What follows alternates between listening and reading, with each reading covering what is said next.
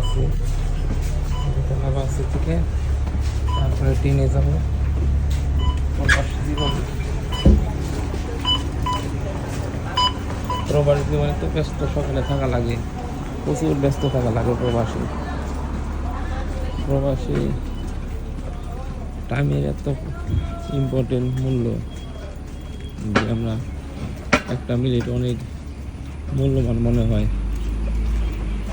বিশেষ করে সকালবেলা ওই ব্যস্ততা সবাই, সকাল কাজে যেতে হবে টাইম করে, তারপরে গাড়ি দেখা গেছে টাইম করে আসবে।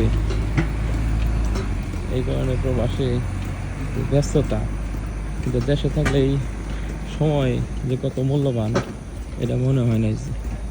যখন একটা মানুষ প্রবাসে আসে তখন বাস্তব জীবন মনে হয় যে পৃথিবীটা কেমন, কিন্তু দেশে যে পর্যন্ত থাকবো এই পর্যন্ত বাস্তবতা মনে হয় না। দেশে দিনের পর দিন মানুষ ঘোরাফেরা করে, নিজেও করছে ঘোরাফেরা, কিন্তু যখনই প্রবাসে আইছি একটা দিন, একটা ঘন্টা, একটা মিনিট মনে হয় কত দামি, সময়ের কত মূল্য দিই আমরা সবাই। তারপর সময়ের মূল্য না দিতে পারলে তো এই দেশে থাকা যাবে না, প্রবাসে থাকা যাবে না।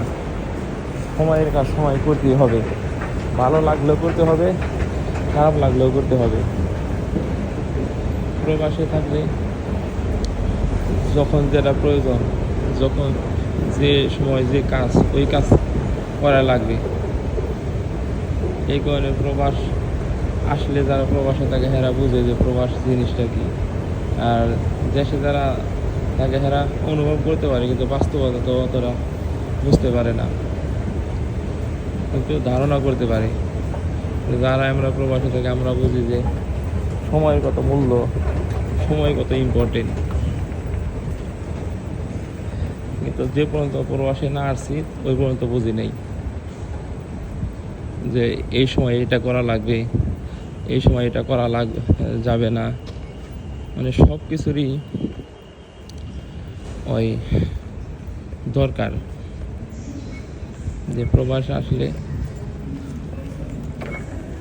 কোন সময় কি করা লাগবে এই জ্ঞানটা আসে, কিন্তু দেশে থাকলে এই জ্ঞানটা হয় না, আসে না। দেশে থাকলে দিনের পর দিন, মাসের পর মাস ঘুরে ফিরে সময় কাটাইছি, সময়ের মূল্য দিই নেই।